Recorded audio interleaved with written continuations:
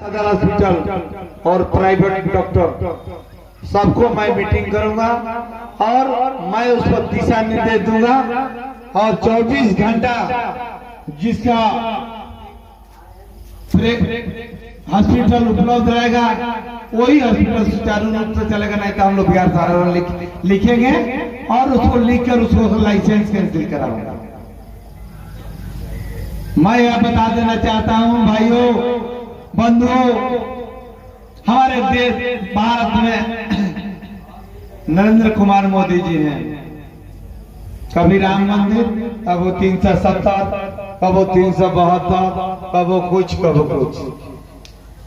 अब पूरे नौजवानों को जब नए नए 14 में आए थे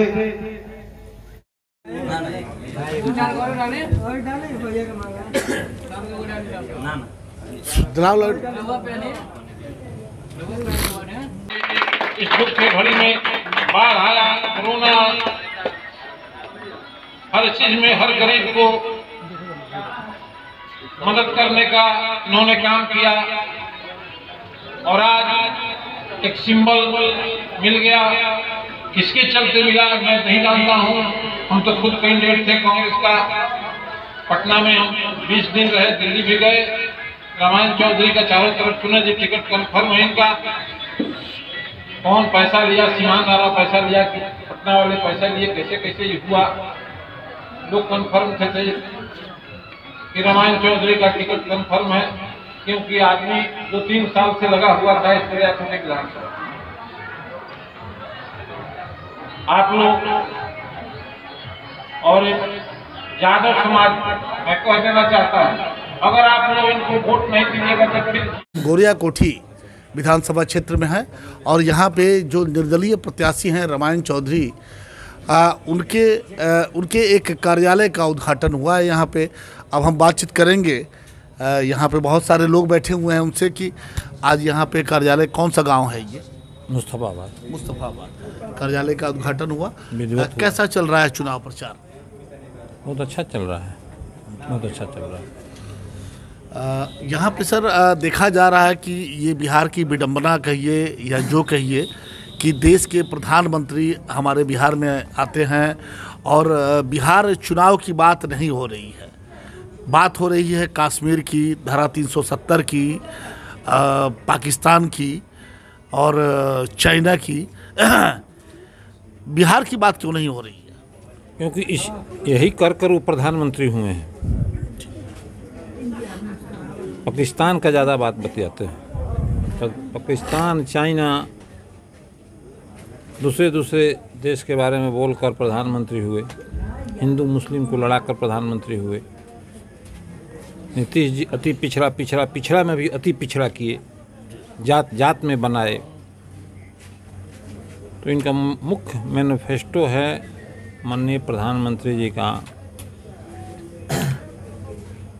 जात हिंदू को मोहम्मदन और मोहम्मदन को हिंदू में लड़ाकर राम मंदिर देखबे कि राम मंदिर का जैसे कभी नहीं जजमेंट हुआ और तुरंत जजमेंट हो गया जब इनका सत्ता आया। तो यही सब चलते इनका सरकार बना। आज कल आए हुए थे वो देखबे कि कल आए हुए थे, टोटल मीटिंग का फ्लॉप कर गया। अधिकांशतः कुर्सी खाली था। 15 साल से बिहार में डबल इंजन की सरकार है, आखिर काम क्यों नहीं हो पाया? 15 साल दिया गया, जनता ने दिया, उनको 3 बार चुना। 15 साल का मतलब होता है कि 3 बार। अब वो कह रहे हैं कि चौथी बार हमें दीजिए, जो काम बाकी रह गया है। क्या लगता है कि ये जनता को बरगला रहे हैं या अपने आप को धोखा दे रहे हैं? अभी तेजस्वी यादव ने कहा था कि 10 लाख नौकरी देंगे। तो नीतीश बाबू ने मंच पर जाकर और मजाक उड़ाए तेजस्वी यादव को, ये कहाँ से पैसा आएगा? उनका बाप जेल में है, वहाँ से ले आएंगे चारा घोटाला वाला पैसा। क्या 58 करोड़ रुपया कहाँ से आएगा साल में? उनका बाप जेल में गए हैं, चारा घोटाला का पैसा रख, उसी पैसा से देंगे महीना कहाँ से?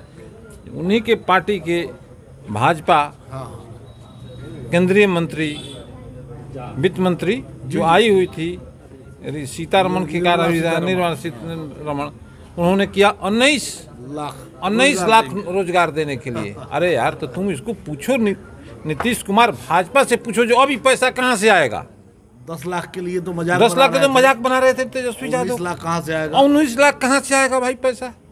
बड़ा इम्पोर्टेंट विषय है। जी जी, इसलिए हम अभी गोरियाकोठी की बात नहीं कर रहे हैं। हम जिस तरह से प्रधानमंत्री जैसे बड़े पद पे रहने वाले लोग बिहार को बिल्कुल उसके गर्त में ढकेलने का काम कर, इसीलिए हम उसी मुद्दे पे बात कर रहे हैं। तो मैंने बताया ना एक पॉइंट आपको, जी देखिए ये कौन सा नौटंकी हो रहा है। उसके बाद केंद्रीय मंत्री ने क्या कहा, आप उस बात को गौर कीजिए। वो क्लियर नहीं कह रही जो नौकरी देंगे हम 19 लाख, उसमें एक हाथ पर बाद एक ठो बतियाई ना रोजगार का साधन उपलब्ध करवाएं। क्या कर, लाश जलाने वाला का वही नौकरी हुआ, मोरी साफ करने वाला का नौकरी हुआ, चप्पल सीने वाला सब नौकरी हुआ, चाय बनाने वाले, पकौड़ा बनाने वाले, लाश जलाने वाले, सारे लोगों को जोड़ेगा लास्ट में। जो यही नाम बोले थे आत्मनिर्भर बनना, इस बात को जिक्र लास्ट में करेंगे। जिस तरह 15 लाख रुपया वाला नहीं बोले 15 लाख चला, बाद में वो कहे जुमला है बोले नो। आया न्यूज में प्रधानमंत्री साहब जी अध्यक्ष है वो बोले जुमला है, हम लोग जुमला बोले। हम तो वो अडानी अंबानी का पैसा माफ करने, किसान को पैसा माफ करने के लिए कभी मैंने भी नहीं बोला। अभी गोरियाकोठी विधानसभा का चुनाव, हम लोग यहाँ पे चुनाव के क्रम में ही बैठे हुए हैं।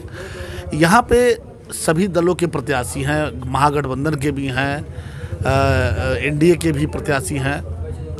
क्या लग रहा है कि चूंकि लड़ाई त्रिकोणात्मक है जी, लड़ाई त्रिकोणात्मक है। रामायण चौधरी का एक ये था कि शुरू से जिस तरह से ये काम कर रहे थे राजद के सिपाही के तौर पे, और बाद में इनका टिकट कट गया, तो कहने का मतलब है जो इसमें पैसा का बंदरबाट हुआ जी ना, पैसा का बंदरबाट हुआ।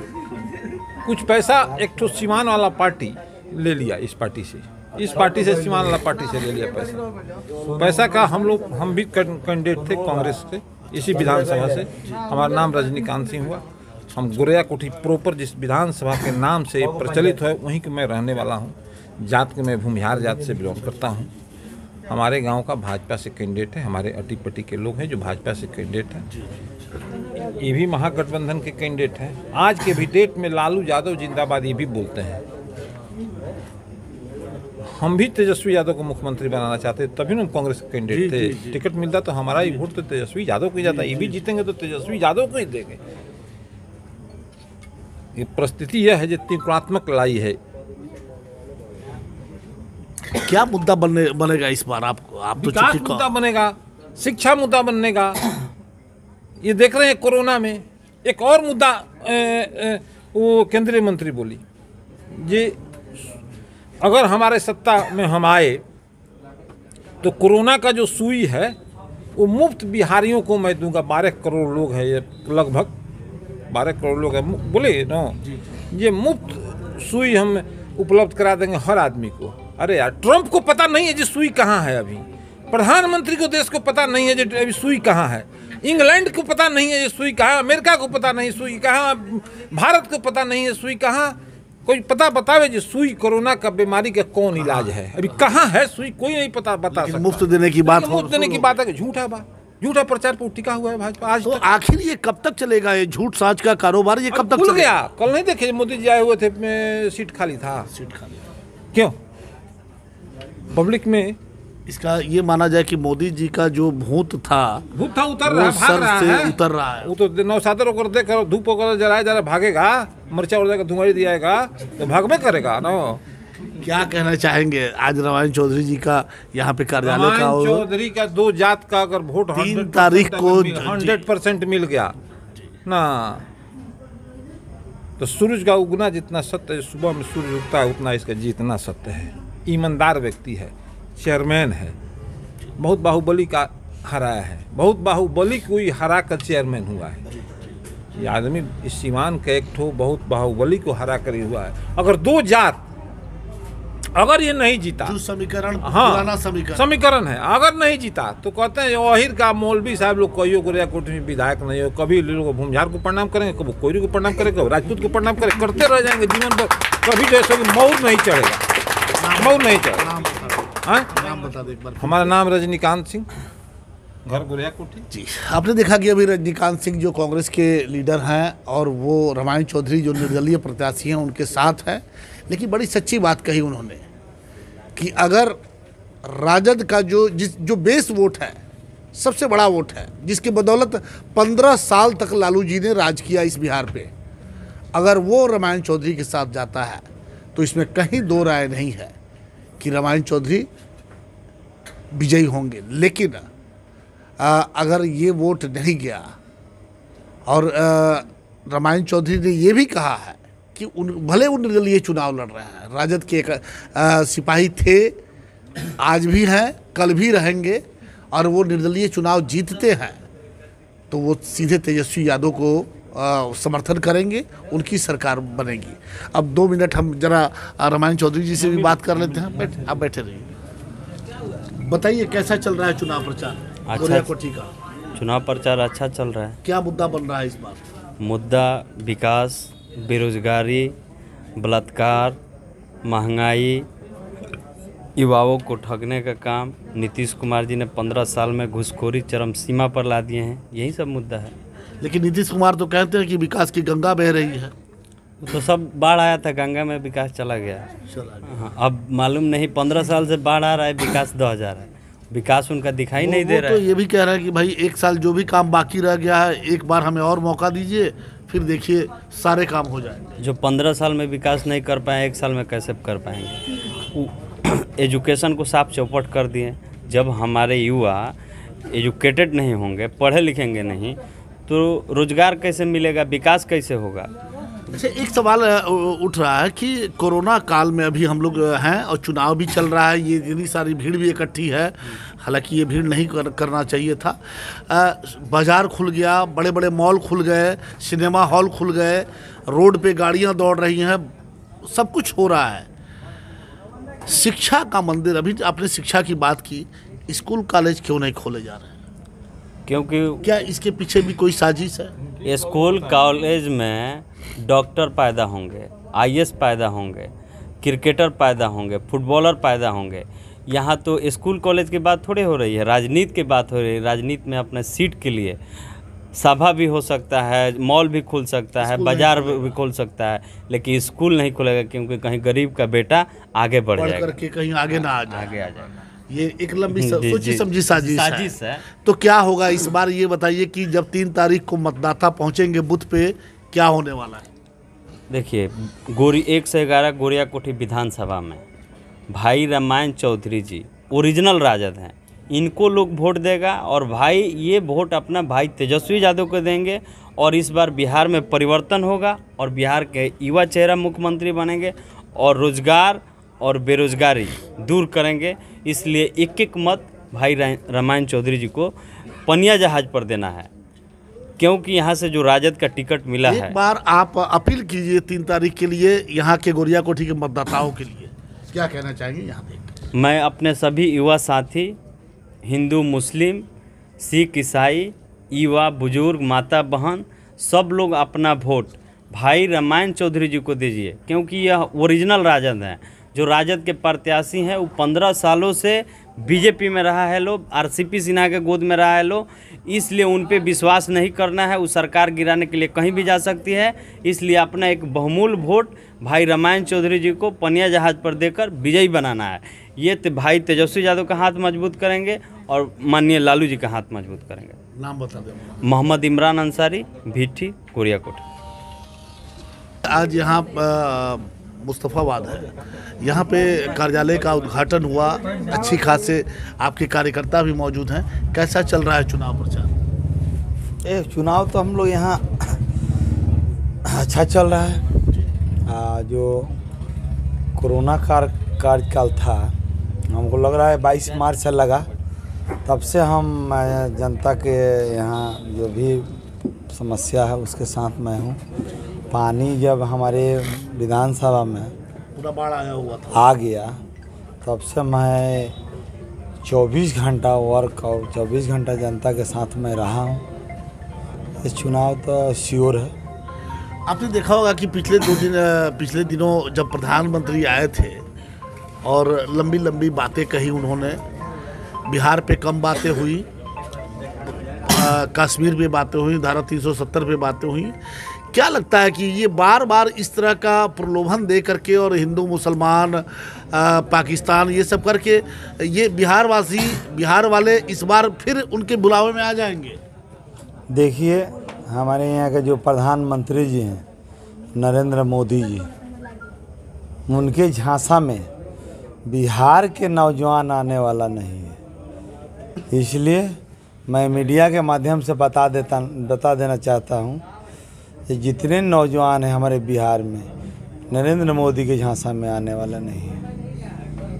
इस बार बिहार की तकदीर बदलेगी। बिहार की नया नौजवानों की नया सोच और नया नेता और हमारे नया विकास, हमारे जो मुख्यमंत्री के एक चेहरा हैं, जो नौजवानों का धड़कन हैं, जिनका नाम है तेजस्वी प्रसाद यादव, वो नौजवानों का धड़कन है। तो हम सभी नौजवान से तो ज़रूर कहूँगा मीडिया के माध्यम से कि सब लोग लगें और नौजवान के तकदीर के लिए, अपने भविष्य के लिए, बेरोजगार के लिए अपना एक एक मत दें और उनका सरकार बनाएं। 3 तारीख के लिए आप अपने जनता से क्या कहेंगे?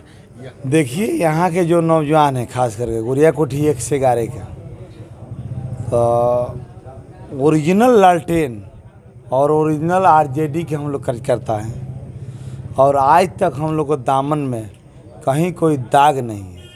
इसलिए यहाँ के जितने नौजवान हैं गुड़िया कोठी के, सब लोग जो हम बाढ़ में जो काम किए हैं, जनता के बीच रहे हैं और पानी में रहे हैं, तो ऊपर वाले ने हमको दे दिया पानी वाला जहाज। तो हमको लग रहा है कि नौजवान जितने वो भूलेंगे नहीं, वो सब लोग जाकर पानी वाला जहाज पर अपना बटन दबाएंगे और एक नौजवान के हाथों को मजबूत करेंगे और एक बिहार के भविष्य के भी पिलर के मजबूत करेंगे और अपने रोजी रोटी के लिए अगला एक अपना मजबूती विधानसभा में सदस्य भेजेंगे, ये वो जाकर और गुड़िया कोठी 1 से 11 के नौजवानों के लिए अपना बात रखे विधानसभा में, समस्याएं दूर करें। जो भी यहाँ की समस्या है हम लोग विधानसभा में बैठेंगे तो उस पर हम लोग बात रखेंगे कि हमारे यहाँ नौजवान इतना बेरोजगार है और ऐसी ऐसी कठिनाइयाँ है, स्वास्थ्य हो, शिक्षा हो, जो रोड मैपिंग बढ़िया नहीं है, पानी हो। गुड़िया कोठी हर साल दह जाता है। दुख के बाद हमारे नौजवान खाएंगे का? भूखे तो मरेंगे नहीं, भूखे तो हम लोग मरने नहीं देंगे जी। इसी के लेकर तो पलायन हो जाता है, यहाँ से लोग चले जाते हैं, 40-40 लोग बाहर जा रहे हैं और कोरोना काल में सभी वापस आए हुए हैं। नहीं, देखिए, अगर हम लोग जा रहे हैं, यहाँ के नौजवान हम लोग को विधानसभा मेंबर बनाकर भेज रहे हैं, तो हम लोग लड़ाई लड़ेंगे अपने राज्य में, अपने राज्य के लिए। खास करके हम लड़ेंगे अपने गुड़िया कोठी के लिए, क्षेत्र के लिए।